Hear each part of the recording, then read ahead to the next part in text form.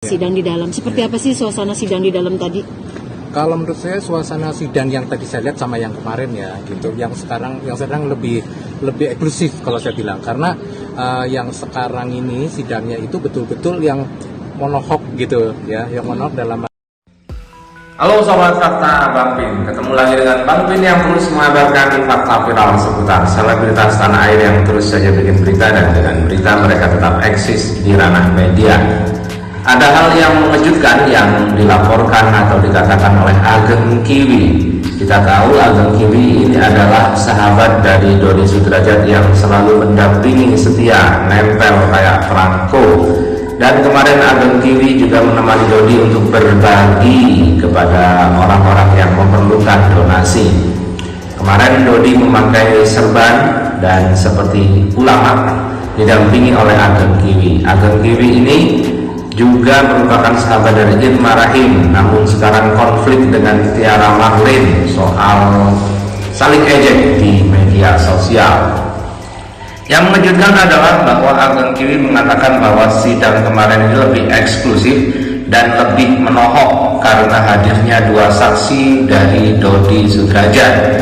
Kita tahu bahwa kemarin dihadirkan saksi ahli dari bidang agama, dan kedua saksi fakta dari Dodi, yang intinya mereka ini ngotot soal bahwa Vanessa di luar nikah dan nasabnya harus dihubungkan dengan pihak ibunya, terutama yakni pihak Dodi Sudrajat. Nah, apakah sidang kemarin ini kondisinya sempat berbalik, yang akhirnya biasanya kubu Dodi Sudrajat tertekan, dan kini kubu Dodi Sudrajat sedikit mendapat angin dengan kehadiran dua saksi ini? Bagaimanakah Ageng Kiwi mengatakan itu? Yuk kita simak saja. Kupas tipis-tipisnya di Fakta Bang Pin kali ini. Like, subscribe, and komennya ditunggu, dan jangan lupa selalu ada doa dalam setiap lentikan jarimu.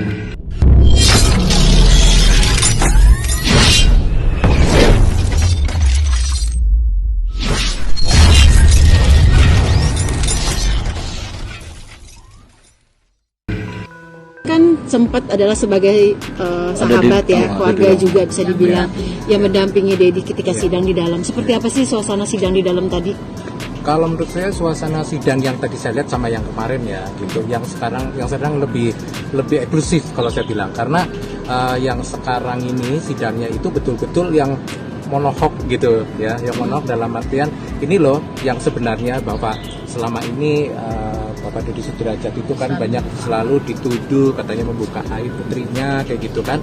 Nah sebetulnya kenyataan yang benar itu di dalam persidangan itu memang harus dibuka kayak gitu ya, harus dibuka karena itu biar kelihatan gamblang, jelas maksud apa tujuannya. Maka dari itu dari Bapak Dodi yang saya lihat tadi membawa saksi ahli kayak gitu, yang tahu tentang agama, yang tahu tentang hukum Islam, yang tahu tentang apa maksudnya, yang misalkan sebelum nikah, terus misalkan ada kejadian hamil duluan, apa hukumnya kayak gitu, seperti itu dijelaskan nasabnya kemana, tadi dijelaskan secara gamblang, secara detail, secara ya pokoknya intinya secara detail banget ya gitu. Itu juga dijelaskan secara umum gitu, secara umum bahwa apabila nanti ada kejadian-kejadian tersebut kayak kejadian Vanessa ini, itu hukumnya akan seperti ini kayak gitu. Jadi tadi lebih ke universal sih sebenarnya kayak gitu kebetulan. Nah, inilah sebetulnya yang menjadi masalah dan dipermasalahkan oleh banyak pihak, bahwa mereka mendatangkan saksi yang menjelaskan bahwa Galaska ini dianggap hamil di luar nikah, padahal faktanya tidak demikian. Sebetulnya seperti fakta-fakta yang sudah dikumpulkan oleh banyak pihak bahwa Vanessa menikah siri, dan ini merupakan resiko dari kubu Dodi jika hal ini tidak disertai bukti. Dan kemarin justru malah melemahkan pihak Dodi karena mereka mengatakan seperti itu tetapi tidak disertai bukti. Entahlah untuk sidang lanjutan apakah mereka akan membawa saksi-saksi yang bisa membuktikan hal itu atau tidak, karena Dodi sepertinya masih menyimpan Bapak Gandhi. Bapak Gandhi adalah kakak dari Dodi Sudrajat yang merupakan Pak Vanessa, yang katanya mengatakan kepada Dodi bahwa sebelum menikah siri itu Vanessa sudah hamil duluan. Dan itulah nampaknya celah yang akan diambil oleh Dodi. Tapi fakta dan buktinya sepertinya juga tidak akurat, karena ada bukti tertulis yakni akta kelahiran dari Galaskai Ardiansah, dan seharusnya sidang sudah bisa dihentikan dan hak asuh dan hak wali sudah bisa diberikan kepada Haji Faisal.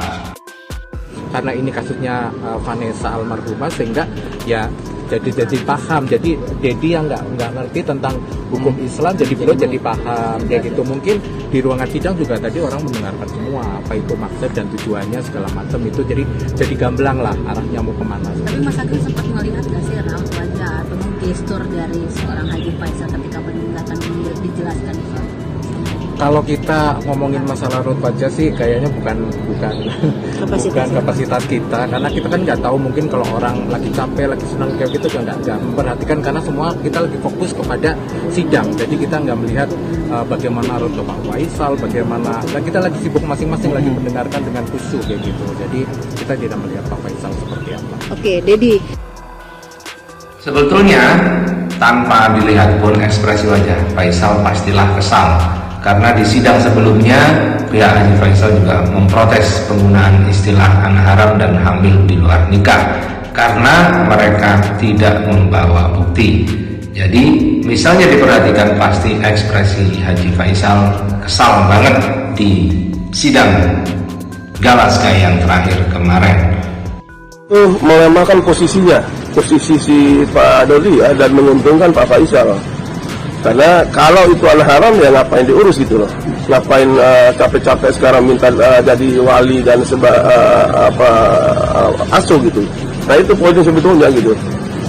Kalau itu betul anak haram yang disebutkan itu, ya sudah lepaskan saja, biar anak ini katakanlah diasuh oleh atau diurus atau jadi wali oleh Pak Faisal, kira-kira seperti itu. Ya Pak Dodi misalnya untuk mencabut pernyataan itu demi kepentingan anak ke depannya gitu. Iya Pak Suratman, pantas nggak sih itu diucapkan di dalam persidangan, walaupun itu sebagian dari agenda persidangan ya, untuk pembuktian gitu. Pantas nggak sih untuk diucapkan seperti itu? Ya kalau di ruang sidang itu saya kira sih ya boleh-boleh saja ya, tapi juga pernyataan itu harus disertai alat bukti ya.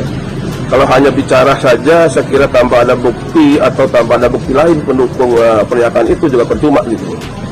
Nah, dan bagi saya itu tentu melemahkan posisi si Pak Dodi ya, dan menguntungkan Pak Faisal. Karena kalau itu anak haram ya ngapain diurus gitu loh, ngapain capek-capek sekarang minta jadi wali dan asuh gitu. Nah itu poinnya sebetulnya gitu. Kalau itu betul anak haram yang disebutkan itu, ya sudah lepaskan saja, biar anak ini katakanlah diasuh oleh atau diurus atau jadi wali oleh Pak Faisal, kira-kira seperti itu. Iya Pak Suratman, untuk pertanyaan kedua nih,